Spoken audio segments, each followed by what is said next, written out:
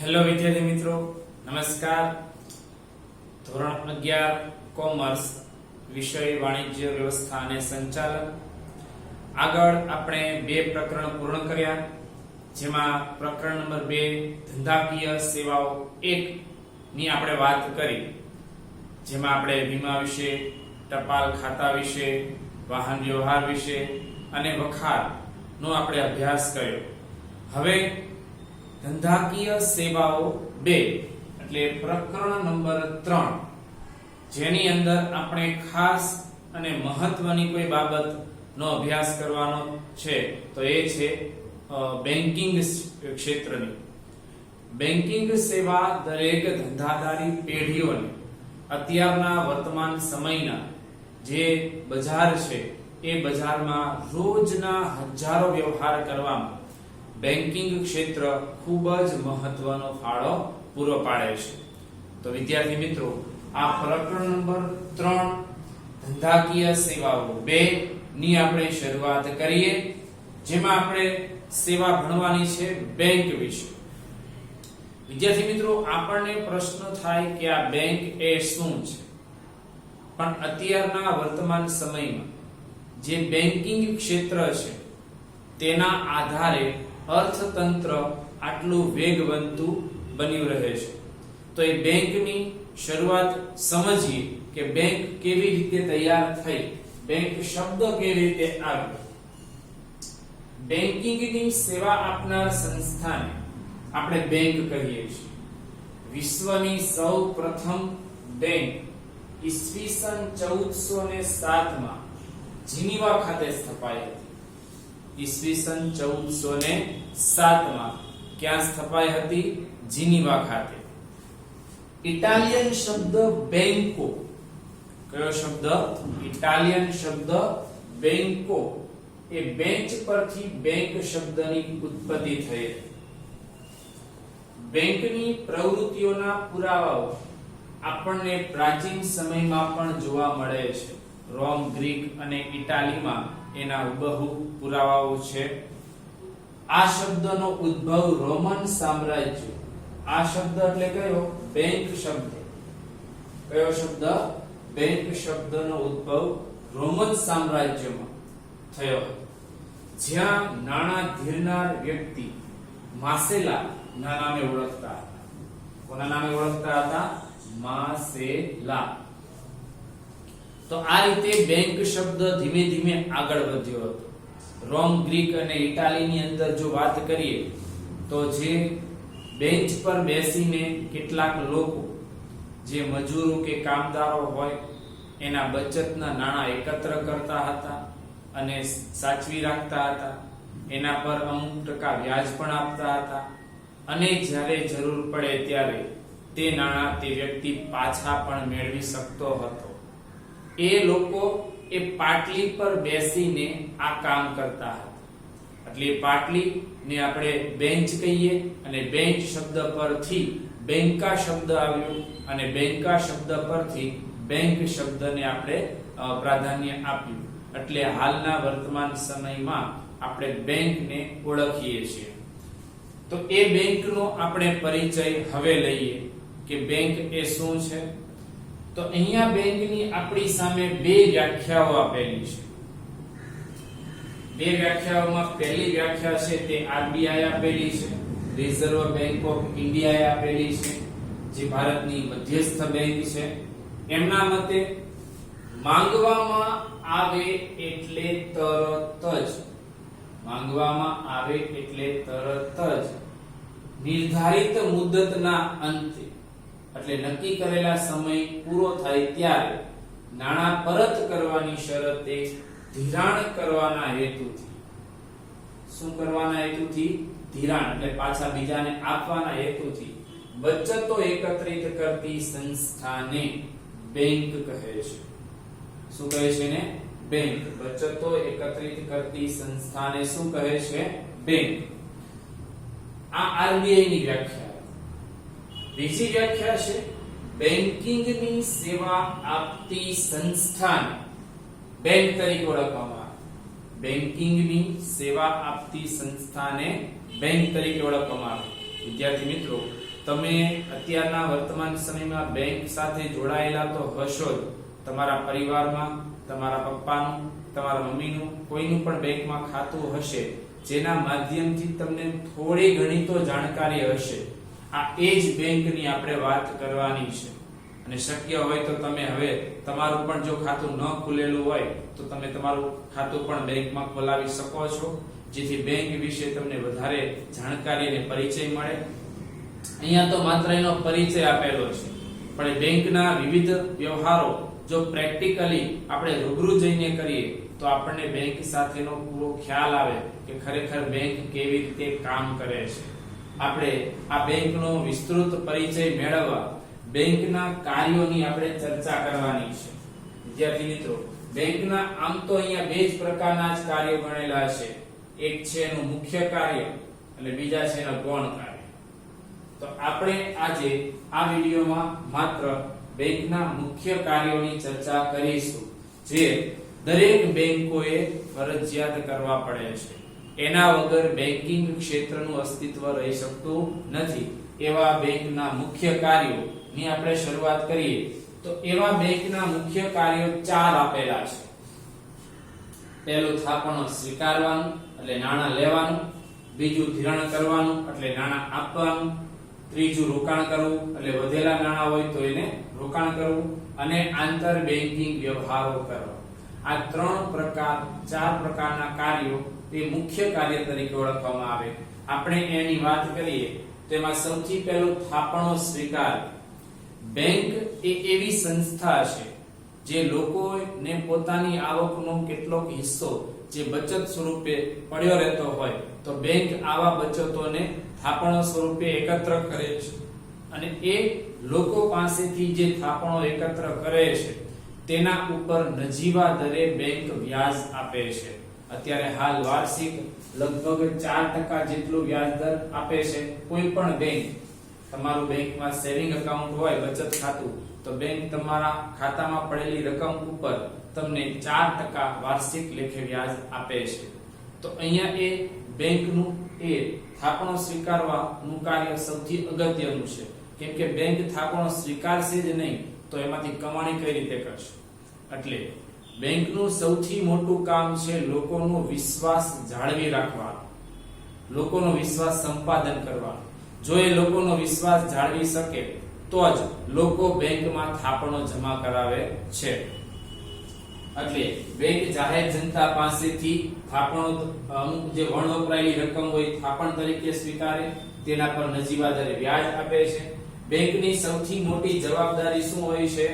લોકોનો વિશ્વાસ જાળવી રાખવાની હોય છે. અને આ બેંકો જે નાણાં લોકો પાસેથી એકત્ર કરે છે એટલે થાપણો સ્વીકારે છે, એ 4 રીતે થાપણો સ્વીકારે છે. બેંકમાં આ 4 અલગ અલગ ખાતા હોય છે, જેમાં આપણે વાત કરીએ તો 4 માંથી માત્ર એક જ ખાતું એવું છે જેના પર બેંક વ્યાજ નથી આપતી, અને એ છે ચાલુ ખાતું. ચાલુ ખાતામાં ગમે તેટલી રકમ પડેલી હશે એના પર બેંક વ્યાજ આપતી નથી. આપણે 4 ખાતાઓનો ટૂંકો પરિચય લઈએ તો પહેલું છે બચત ખાતું. સામાન્ય વ્યક્તિ આ ખાતું ખોલાવે છે, જેને વ્યવહારોની મર્યાદા આપેલી હોય છે, અને બેંકમાં બેંકે ફરજ પાડેલી અમુક રકમ જમા રાશિ તરીકે રાખી શકે છે.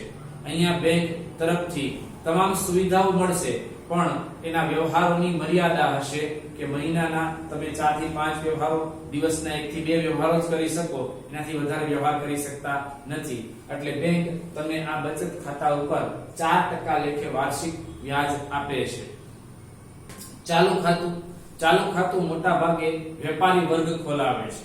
વેપારી વર્ગને આવા ખાતાની એટલે જરૂર પડે કે તેને રોજબરોજના અનેક પ્રકારના વ્યવહારો કરવાના હોય, અનેક પ્રકારના પેમેન્ટો મેળવવાના હોય, પેમેન્ટ કરવાના હોય, તો એવા વ્યવહારોની સંખ્યા દિવસની ખૂબ જ વધી જતી હોય, તો એવા સંજોગોમાં બેંક તેના માટે આ ચાલુ ખાતાની વ્યવસ્થા કરેલી છે કે જેના પર કદાચ ગમે એટલા રૂપિયા એક ખાતામાં પડેલા હશે એના પર બેંક કોઈ વ્યાજ ચૂકવતી નથી. ઉલટાનું એને ગ્રાહકોને, ચાલુ ખાતું ખોલાવનારને આપેલી સુવિધાઓ બદલ એની પાસેથી ચાર્જ વસૂલ કરી શકે છે. ત્રીજું છે રિકરિંગ ખાતું. રિકરિંગ ખાતું સામાન્ય વ્યક્તિ કે કોઈ પણ વ્યક્તિ ખોલાવી શકે છે. જેમાં દર મહિને નક્કી કરેલી તારીખે નક્કી કરેલી રકમ બેંકના આ રિકરિંગ ખાતામાં જમા કરાવવાની હોય છે અને રિકરિંગ ખાતું તમે જેટલા વર્ષનું કરાવ્યું હોય એ વર્ષની મુદત પૂરી થાય ત્યારબાદ એ મુદતને અંતે તમને વ્યાજ સહિત એના નાણાં પ્રાપ્ત થાય છે. પણ અહીંયા રિકરિંગ ખાતામાં બચત ખાતા કરતા વધારે વ્યાજ મળશે. બચત ખાતામાં કેટલા ટકા છે? 4%. તો આમાં 4.5% જેટલું આસપાસ એનું વ્યાજ હોઈ શકે છે. એટલે કે 4% થી તો વધારે જ મળે. ચોથું છે બાંધી મુદતનું ખાતું. આપણે એને એફડી કહીએ છીએ, ફિક્સ ડિપોઝિટ. જેને બહુ લાંબા સમયગાળા સુધી પોતાની પાસે પડેલી થાપણ નો ઉપયોગ કરવાનો ન હોય તો તે વ્યક્તિ એને એફડી કરાવી શકે, બાંધી મુદતની રસીદમાં મૂકી શકે. આ બાંધી મુદતની રસીદમાં બાકીના તમામ થાપણો કરતા સૌથી વધુ વ્યાજ ગ્રાહકને બાંધી મુદતની રસીદ પર મળે છે, એટલે કે એફડી પર મળે છે. આ અલગ અલગ ચારેય ખાતાઓના માધ્યમથી બેંકો જુદી જુદી રીતે થાપણો સ્વીકારે છે. કારણ કે આ થાપણો સ્વીકારશે પછી જ બેન્કિંગનું કાર્ય આગળ ધપાવી શકાય છે. આ પહેલું કાર્ય છે બેંકોનું થાપણો સ્વીકારવાનું. બેંકો આવી થાપણો આ 4 રીતે સ્વીકારે છે. ત્યાર પછી જે થાપણો સ્વીકારી છે હવે એના બદલામાં એ વચન આપ્યું હતું ને કે ધિરાણ કરવાના હેતુથી તો એ ધિરાણ પણ કરશે. તો બીજું કામ એનું છે ધિરાણ કરવું. થાપણો મેળવી લીધા પછી એ નાણાં બેંક પોતાની પાસે રાખી નહીં મૂકે, એનું શું કરવું પડશે? ધિરાણ કરવું પડશે. થાપણો દ્વારા મેળવેલ નાણાંનું બેંક અન્યત્ર ધિરાણ કરશે, એટલે અન્ય વ્યક્તિઓને શું કરશે? ધિરાણ કરે છે. અને થાપણદારોને ચૂકવાતા વ્યાજ કરતા ધિરાણ પર કેવું વ્યાજ વસૂલ કરે છે? વધુ દરે વ્યાજ વસૂલ કરશે. એટલે કે અહીંયા જે બચત ખાતાના થાપણદારો છે એને 4% વ્યાજ મળે છે, તો એની સામે જે બાંધી મુદતનું ખાતું છે એમાં 7% જેટલું અત્યારે વ્યાજ છે, 6.5% જેટલું એફડી માં છે. તો હવે જે લોકોને ધિરાણ કરશે એને વ્યાજની વસૂલાત એ 7 થી 8% થી શરૂઆત કરશે, જેથી એ ચૂકવવાનું વ્યાજ બેંકોએ થાપણદારોને અને ધિરાણ કરનાર પાસેથી મેળવવાનું વ્યાજ, આ બંને વચ્ચેનો જે તફાવત હશે એ બેંકોની કમાણીનો સ્ત્રોત હોય છે. દાખલા તરીકે બેંકો 4% ચૂકવે છે અને 8% મેળવે છે, તો એનો તફાવત આવ્યો 4%. આ 4% બેંકની શું હોય છે? કમાણી, કે જેમાંથી બેંક પોતાના બધા ખર્ચાઓ કાઢે છે. એટલે વ્યાજના દરના તફાવતમાંથી બેંક નફો મેળવે છે. બેંક નીચે મુજબ અલગ અલગ રીતે ધિરાણ કરી શકે છે. આ 3 રીતે ખાસ કરીને ધિરાણ કરવામાં આવે છે. બેંકો જે મોટા પાયે થાપણો એકત્રિત કરી છે, આ થાપણો જો બેંકમાં જ પડી રહેશે તો બેંકને નુકસાન થશે, બેંક ફડચામાં જશે, બેંક બંધ પણ થઈ શકે. એટલે જે થાપણો આવી છે એનો પૂરેપૂરો ઉપયોગ કરવાનો છે, એમાં મેક્સિમમ એનું ધિરાણ કરે છે. તો એ ધિરાણ આ 3 રીતે થાય છે. પહેલું છે લોન દ્વારા. હવે સામાન્ય રીતે બેંકમાંથી કોઈ પણ વ્યક્તિ લોન લઈ શકે છે. એ લોન લાંબા ગાળાની કે ટૂંકા ગાળાની લોન હોઈ શકે છે. એની સામે કેટલીક જામીનગીરીઓ ગીરવે મૂકવામાં આવે છે. બેંકોમાં બહુ મોટી લોન હોય તો જામીનગીરીઓને ગીરવે મૂકીને પણ તારણવાળી લોન આપવામાં આવે. અને ઘણી વખત બેંકો પર્સનલ લોન, એજ્યુકેશન લોન વગેરે જેવી લોન આપે છે. એ તારણ વગરની લોન આપે છે, ગોલ્ડ લોન આપે છે. ટૂંકમાં કોઈ પણ પ્રકારના તારણો સાથે પણ નાણાં ધિરાણ કરે છે અને તારણો વગર પણ ધિરાણ બેંકો દ્વારા થાય છે. પણ જે લાંબા ગાળા કે ટૂંકા ગાળા માટે 5 વર્ષ કે 10 વર્ષ કે 15 વર્ષ માટે જે નાણાં ધિરાણ તરીકે ધિરાણ કરવામાં આવે એને લોન તરીકે ઓળખવામાં આવે છે. આ રીતે બેંકો મોટા પાયે ધિરાણ કરે છે અને જેમાંથી વ્યાજની કમાણી કરી શકે છે. ત્યાર પછી બીજું છે ઓવરડ્રાફ્ટ, જેને આપણે ઓડી કહીએ. ઓવરડ્રાફ્ટ એટલે બેંકના ખાતામાં વ્યક્તિ પાસે જે રકમ પડી હોય તેના કરતા વધુ રકમ એને ચૂકવવાની થાય તો બેંકના ખાતેદારના રેકોર્ડને આધારે જો એની પ્રેસ્ટીજ ખૂબ સારી હોય, આર્થિક વ્યવહારો સારા હોય, આર્થિક સદ્ધરતા સારી હોય તો બેંક તેને ઓવરડ્રાફ્ટની સુવિધા આપે છે. એટલે કે વ્યક્તિના ખાતામાં 5000 રૂપિયા પડ્યા છે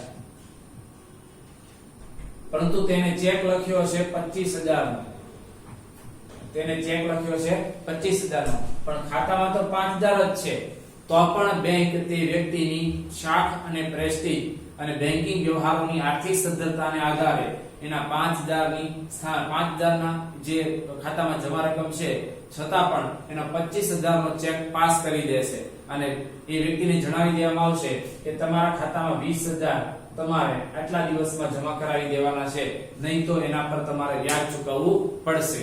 આ રીતે બેંક ઓવરડ્રાફ્ટ દ્વારા પણ આ સુવિધા પૂરી પાડે છે. અત્યારે ભારત સરકારમાં જે નવું જનધન ખાતું તૈયાર થયું છે, એ જનધન ખાતામાં પણ સરકારે 5,000 ના ઓવરડ્રાફ્ટની વ્યવસ્થા કરી છે. દરેક વ્યક્તિ જેને જનધન ખાતું ખોલાવેલું છે એને આ સુવિધા મળે છે. ત્યાર પછી ત્રીજું છે કેશ ક્રેડિટ એટલે સીસી. સીસી માં તમે તમારા ખાતા દ્વારા જે બેંકમાં કોઈ જામીનગીરીઓ ગીરવે મૂકીને અથવા તમારી આર્થિક સદ્ધરતાને આધારે બેંકમાંથી કોઈ કેશ ક્રેડિટ લીધી હોય તો એ બેંકમાં જે નાણાં તમને ધિરાણ કર્યા છે એ તમારા ખાતામાં જ જમા થાય છે. ધારો કે તમે 1 લાખ રૂપિયાના ધિરાણ કર્યું તો તમારા ખાતામાં 1 લાખ રૂપિયા આવી જાય છે. તો 1 લાખ રૂપિયા જે વ્યક્તિના ખાતામાં જમા કરાવી દેવામાં આવે અને વ્યક્તિ એ 1 લાખ રૂપિયા ઉપાડી લેશે તો જેટલો સમય ઉપાડી રાખશે એટલા સમયનું એને વ્યાજ ભરવાનું છે, અને જેટલા સમય પાછા બેંકમાં ખાતામાં જમા કરાવી દેશે એના પર એને કોઈ વ્યાજ ચૂકવવાનું નથી. આ રીતે પણ મોટા ભાગે ધંધાદારી પેઢીઓ કે વેપારીઓને કેશ ક્રેડિટ દ્વારા પણ નાણાંનું ધિરાણ કરવામાં આવે છે. આ બેંકનું થાપણો સ્વીકારવાનું કામ અને ધિરાણ કરવાના કામ. પછી નંબર 3 આવે રોકાણ કરવું. રોકાણ ક્યારે થાય? માની લો કે 100 રૂપિયાની થાપણો આવી, ધિરાણ કર્યું 50 રૂપિયાનું, તો વધ્યા કેટલા? 50 રૂપિયા. તો 50 રૂપિયાનું શું કરવામાં આવશે? રોકાણ કરવામાં આવશે. આ ધિરાણ કર્યું તો બાકીના 50 રૂપિયા આવે બેંકમાં નહીં પડ્યા રહેવા દે, એનું શું કરવામાં આવશે? રોકાણ.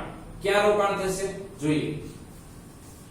બેંકની મૂડી અને મેળવેલી થાપણ ની રકમ નું ધિરાણ અને રોકાણ જો ન થઈ શકે તો બેંકનું પૂરતું વળતર મળતું નથી. એટલે બેંકનું મહત્વનું કાર્ય છે તેને અન્ય જગ્યાએ આ રકમનું રોકાણ કરવાનું, અને એ રોકાણ યોગ્ય ગણતરી સાથે સલામત જગ્યાએ હોવું જોઈએ. બેંકોને ધિરાણ કરતા જે નાણું વધશે એ રકમનું યોગ્ય અને સલામત જગ્યાએ તેનું રોકાણ કરવાનું છે. ધિરાણ કર્યા બાદ વધતી રકમનું તમારે રોકાણ કરવાનું છે. બેંકે અનામતની રકમ આરબીઆઈ ના નિયમ અનુસાર કુલ ડિપોઝિટની અમુક રકમ સરકારી જામીનગીરીઓમાં રોકવાની હોય છે. એટલે કે આરબીઆઈ ના નિયમ અનુસાર તમારા બેંકમાં જે થાપણો આવે એના આટલા ટકા રકમ ફરજિયાત તમારે ક્યાં રોકવાની છે? સરકારી જામીનગીરીઓ ખરીદવાની છે, જેથી તમારી એ સિક્યોર રકમ થઈ જાય, જેના પર વ્યાજનો દર પણ કેવો મળે છે? ઓછો મળે છે. તેમ છતાં તમારી મૂડી તમારે એમાં સાચવી રાખવી પડશે. આરબીઆઈ ના નિયમ અનુસાર દરેક બેંકોએ અમુક ટકા સરકારી જામીનગીરીઓ ખરીદવાની ફરજિયાત હોય છે, ભલે એના પર વ્યાજ ઓછું મળે. જે આ એટલા માટે કામ લાગશે સરકારી જામીનગીરીઓ કે બેંકમાં કટોકટી કે આકસ્મિક પરિસ્થિતિમાં રોકાણ છૂટા કરીને તરત રોકડ મળે તે રીતે નાણાંની ગોઠવણ કરવી જરૂરી છે. એટલે આરબીઆઈ અને તથા બેંક આ બંને રીતે પોતાનો અભ્યાસ કરીને ગણતરી સાથે જ સલામત જગ્યાએ તેનું રોકાણ કરે છે. એટલે જેથી ભવિષ્યમાં ગમે ત્યારે કટોકટી સર્જાય તો બેંક તે મુજબની વ્યવસ્થા પ્રમાણે નાણાં પ્રાપ્ત કરી શકે. આ 3 કામ રૂટીન કામ, અને ચોથું કામ એ પણ રૂટીન કામ છે. એ છે બેંકો વચ્ચેનો વ્યવહાર. એને કહેવાય આંતર બેંકિંગ વ્યવહારો કરવા. બેંકના મુખ્ય કાર્યો પૈકી એક કાર્ય બેંકો વચ્ચેના વ્યવહારોનું છે. એટલે બેંક અલગ બેંકો વચ્ચે પણ આ રીતના વ્યવહારો થાય છે. દરેક બેંકને ઘણી વખત ટૂંકા ગાળા માટે, એટલે કે 24 કલાક કરતા પણ ઓછા સમય માટે, 1 કલાક 2 કલાક કે 5 કલાક માટે પણ નાણાંની જરૂર પડે છે. ત્યારે તે નાણાંની તંગી અનુભવે આ સમયે અન્ય બેંકમાં નાણાં પડેલા જ હોય તો તરત જ તે જરૂરિયાત ધરાવતી બેંકને એ નાણાં આપવામાં આવે છે. એટલે કે આ જે ઉદાહરણ તરીકે લઈએ તો આ એ બેંક છે, આ બી બેંક છે. આને નાણાંની તાત્કાલિક જરૂર પડી 5-7 કલાક માટે, નાની પાસે બહુ નાણાં પડેલા છે, તો હવે આ વ્યક્તિએ સીધું કોની પાસે માહિતી આપવાની રહેશે? આરબીઆઈ ને, કે અમારે નાણાંની કટોકટી છે તો નાણાંની ખૂબ જ જરૂર છે ટૂંકા ગાળા માટે, તો એ તરત આરબીઆઈ ને ઇન્ફોર્મ કરશે. અને આરબીઆઈ શું કરશે? એના નજીકની કેટલી કઈ બેંક છે કે જ્યાં નાણાંની વ્યવસ્થા કે નાણાંનું બેલેન્સ છે, તો બી બેંક છે, તો આરબીઆઈ તરત આ બી બેંકને કહેશે કે ત્યાંથી એ બેંકને નાણાં પહોંચતા કરવામાં આવે. આ પ્રમાણે નાણાં આપનાર કે લેનાર ની પ્રક્રિયા મધ્યસ્થ બેંક મારફતે થાય છે. નાણાં આપનાર કે લેનારની પ્રક્રિયા મધ્યસ્થ બેંક મારફતે થાય છે. નાણાં લેનાર આપનાર એકબીજાના સંપર્કમાં આવતા નથી. એનો સંપૂર્ણ વ્યવહાર કોણ કરે છે? મધ્યસ્થ બેંક એટલે આરબીઆઈ કરે છે. જે રકમ માંગવામાં આવે અને તરત મળે તેને શું કહેવાય? Call money. એક બેંકે નાણાં માંગ્યા અને બીજી બેંકને નાણાં મળી ગયા તો એ કોલ મની કહેવાય. હવે અહીંયા પણ નાણાં ઉછીના લીધા છે તો એ નાણાં ઉપર એ વ્યાજ ચૂકવવું પડશે. જે બેંકે નાણાં લીધા છે તેને, જે બેંકે નાણાં આપ્યા છે તેને નાણાંનું વ્યાજ આપવું પડશે. એ વ્યાજનો દર એટલે કે એ સમયે નાણાંની માંગ અને પુરવઠાના પરિબળોને આધારે એનો વ્યાજનો દર નક્કી કરવામાં આવે અને એને આપણે કોલ મની રેટ કહીએ છીએ. શું કહેવાય એને? Call money rate. એક બેંક બીજી બેંક પાસે નાણું માંગે તો એને કોલ મની કહેવાય અને એ નાણાં ઉપર જે વ્યાજ ચૂકવવામાં આવે એને કહેવાય કોલ મની રેટ અથવા જે વ્યાજ ચૂકવવાનું છે એનો વ્યાજનો દર એટલે એને કોલ મની રેટ તરીકે ઓળખવામાં આવે છે. વિદ્યાર્થી મિત્રો, આ બેંકની સેવાનું મુખ્ય કાર્યની આપણે વાત કરી. હજી આ તો બેંકની અંદરના હાર્દ કાર્યો છે ચારે ચાર. આ સિવાય હજી બેંકના ગૌણ કાર્યો બાકી છે જે પણ ખૂબ જ અગત્યના છે અને દરેક બેંકો આ ગૌણ કાર્યો પણ બખૂબી વ્યવસ્થિત રીતે કાર્ય કરી રહ્યા છે. આપણે આવતા વિડિયો લેક્ચરમાં એ ગૌણ કાર્યનો અભ્યાસ કરીશું.